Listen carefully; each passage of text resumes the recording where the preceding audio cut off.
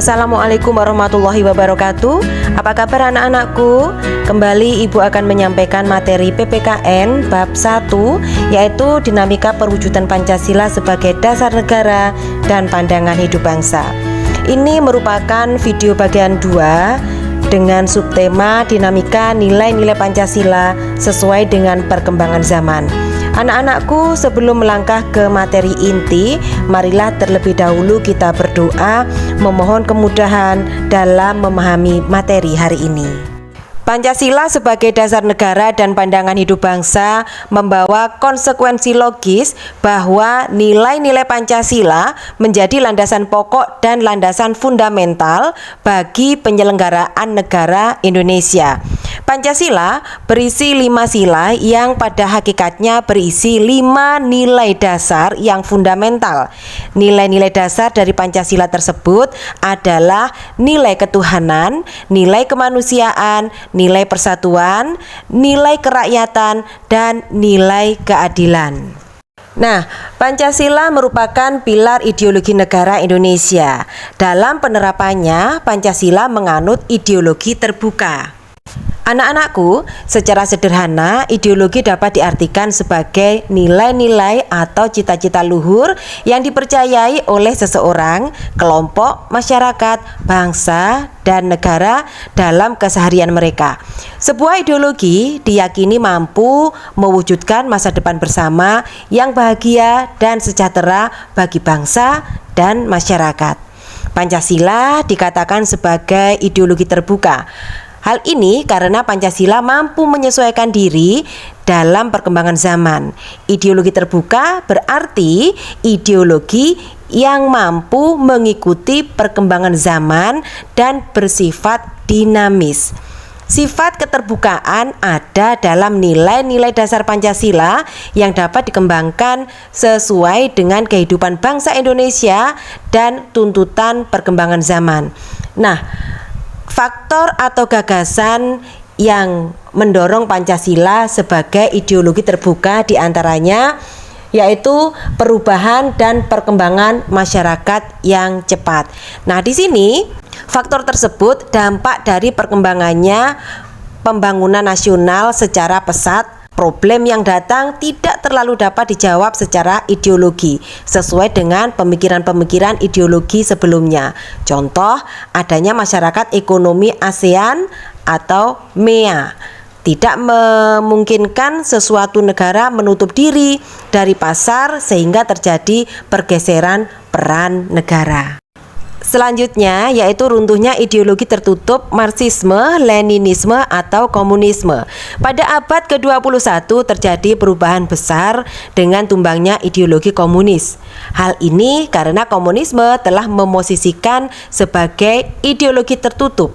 Ideologi komunisme merupakan ideologi yang merasa sudah mempunyai seluruh jawaban terhadap kehidupan ini, sehingga tidak dapat menyesuaikan dengan perkembangan zaman.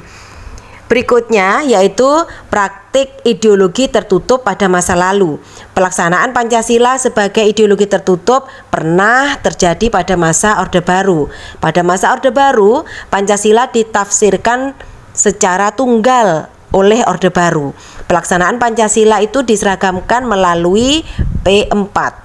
Ideologi yang bersifat tertutup telah mempengaruhi Pancasila sehingga dalam pelaksanaannya Pancasila pernah merosot menjadi semacam dogma yang sangat kaku. Anak-anakku, yang berikutnya yaitu penempatan Pancasila sebagai asas tunggal. Nah, ketika negara menetapkan Pancasila sebagai satu-satunya asas, membuat kualifikasi dalam kehidupan bermasyarakat, berbangsa, dan bernegara di Indonesia menjadi tersandra. Hal ini karena setiap kehidupan harus mengacu pada Pancasila. Maka menjadikan Pancasila sebagai satu-satunya asas dalam kehidupan masyarakat, berbangsa, dan bernegara tidak tepat. Hal ini berakhir ketika MPR pada tahun 1999 mencabut istilah Pancasila sebagai satu-satunya asas. Kemudian mengembalikan fungsi utama Pancasila sebagai dasar negara. Ideologi tertutup merupakan kebalikan dari ideologi terbuka. Jika ideologi terbuka bersumber dari jiwa dan kepribadian bangsa, sedangkan ideologi terbuka bersumber dari pemikiran perseorangan atau negara.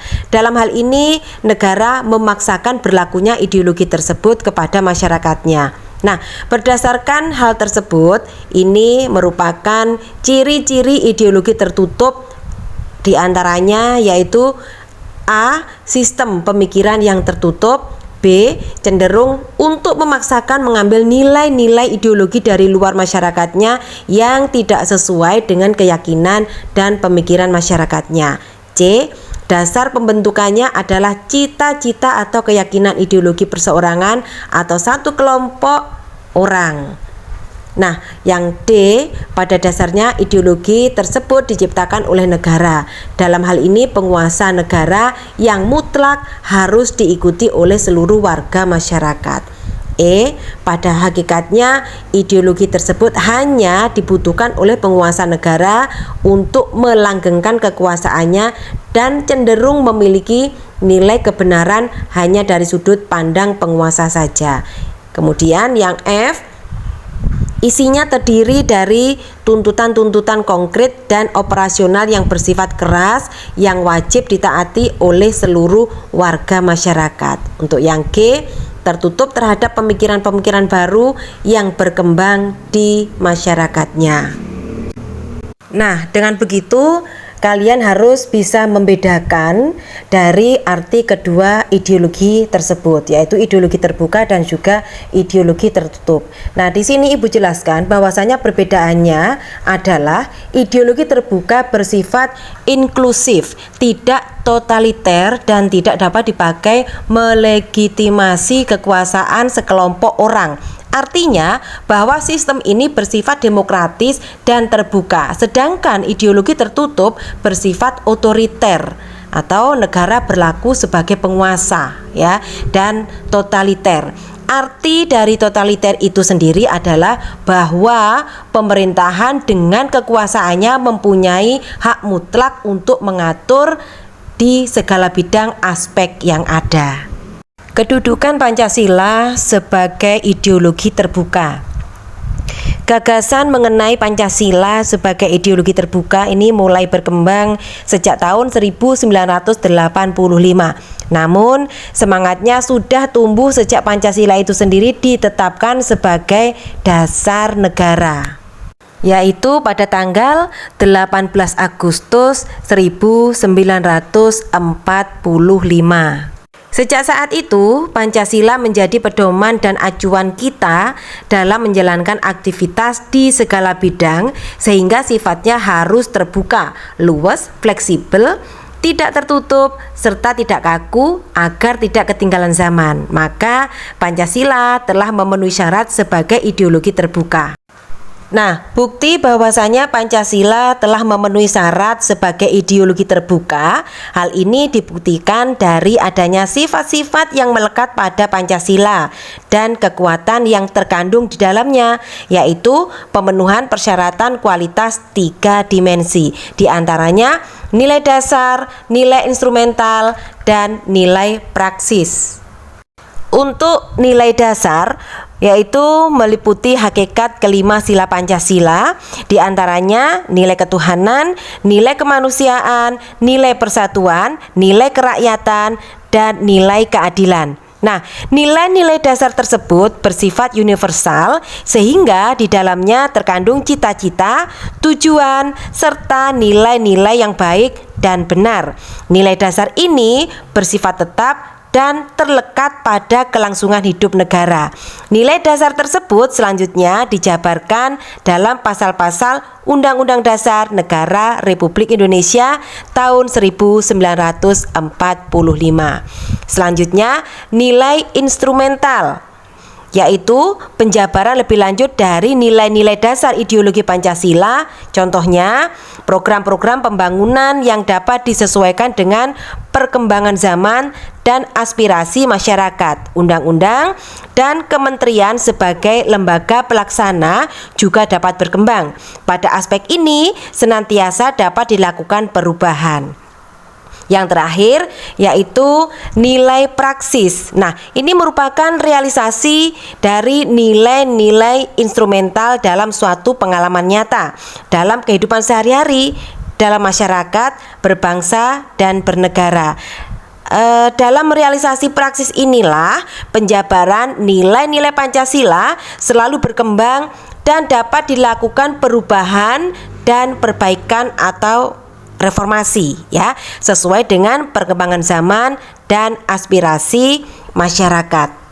Pancasila sebagai ideologi terbuka secara struktural memiliki 3 dimensi, yaitu sebagai berikut. Diantaranya ada dimensi idealisme, dimensi normatif, dan juga dimensi realistis. Nah, untuk dimensi idealisme ini menekankan bahwa nilai-nilai dasar yang terkandung dalam Pancasila yang bersifat sistematis, rasional, dan menyeluruh itu pada hakikatnya bersumber pada filsafat Pancasila.